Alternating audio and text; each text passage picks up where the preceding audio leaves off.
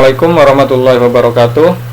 Alhamdulillahirabbil alamin wa bihi nasta'inu ala umuri dunya waddin. Assalatu wassalamu ala asrofil anbiya'i wal mursalin wa ala alihi wa ashabihi ajma'in. Amma ba'du. Baik, saya Muhammad Ruslan akan menjelaskan tentang studi Al-Qur'an, sejarah dan turunnya Al-Qur'an. Pengertian Al-Qur'an.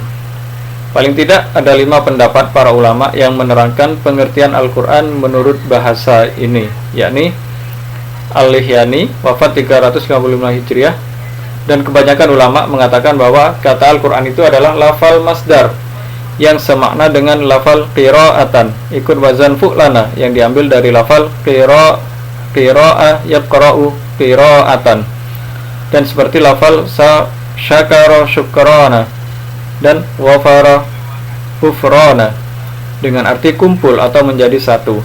Yang kedua, Al-Zujaj, wafat 311 Hijriah, mengatakan bahwa lafal Al-Quran itu berupa isim sifat ikut wazan fu'lan yang diambil dari kata al-qur'u yang berarti kumpul pula, sebab semua ayat, surat, hukum-hukum dan kisah-kisah Al-Quran itu berkumpul menjadi satu. Yang ketiga, Abu Musa Al-Asy'ari, wafat 324 Hijriah, mengatakan bahwa lafal Quran itu adalah isim mustaq ikut wazan fu'lan yang diambil dari kata al-qarnu, seperti dari kalimat qarantu asy-syai'a bis-syai'i yang berarti saya mengumpulkan sesuatu dengan sesuatu yang lain. Yang keempat, Al-Fara', wafat 207 Hijriah, mengatakan bahwa kata Al-Quran itu berupa isim mustaq ikut wazan fu'lan diambil dari lafal al-qura'in, bentuk jamak dari qarinah yang berarti bukti. Kitab Quran dinamakan demikian karena sebagiannya membuktikan kebenaran sebagian yang lain.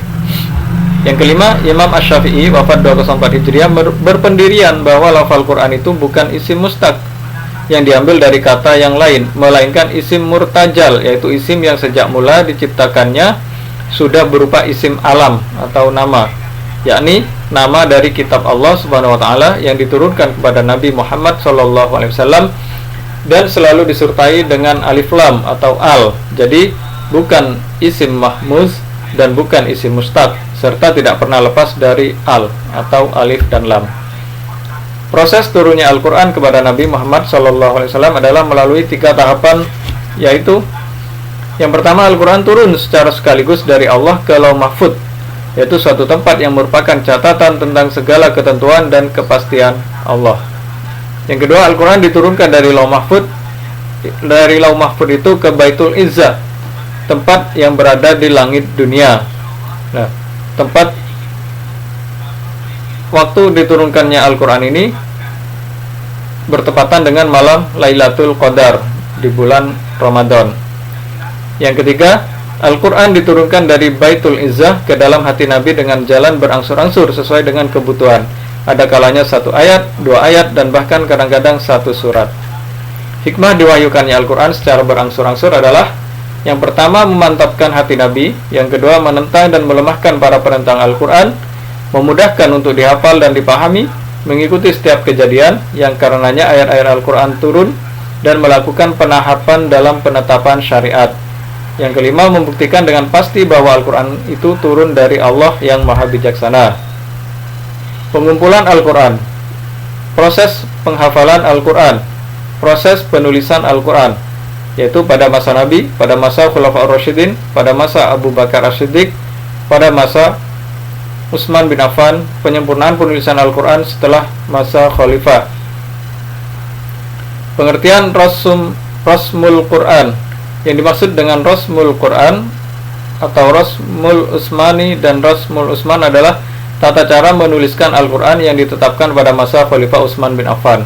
Istilah yang terakhir lahir bersamaan dengan lahirnya Mushaf Utsman, yaitu mushaf yang ditulis panitia 4 yang terdiri dari Zaid bin Sabit, Abdullah bin Zubair, Sa'id bin Al-As, dan Abdurrahman Al-Haris. Mushaf Utsman ditulis dengan kaidah-kaidah tertentu.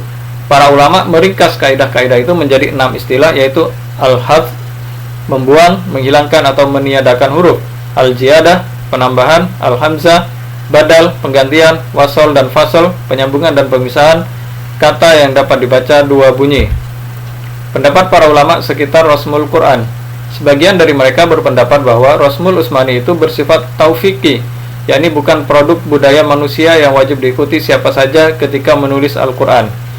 Sebagian besar ulama berpendapat bahwa Rasmul Utsmani bukan taufiki tetapi merupakan kesepakatan cara penulisan atau istilahi yang disetujui Utsman dan diterima umat, sehingga wajib diikuti dan ditaati siapapun yang menulis Al-Quran. Yang ketiga, sebagian dari mereka berpendapat bahwa Rasmul Utsmani bukanlah taufiki, tidak ada halangan untuk menyalahinya tatkala suatu generasi sepakat menggunakan cara tertentu untuk menulis Al-Quran yang notabene berlainan dengan Rasmul Utsmani. Demikian dari saya yang bisa saya sampaikan, kurang lebihnya mohon maaf. Kita akhiri dengan bacaan hamdalah, istighfar dan doa penutup majelis.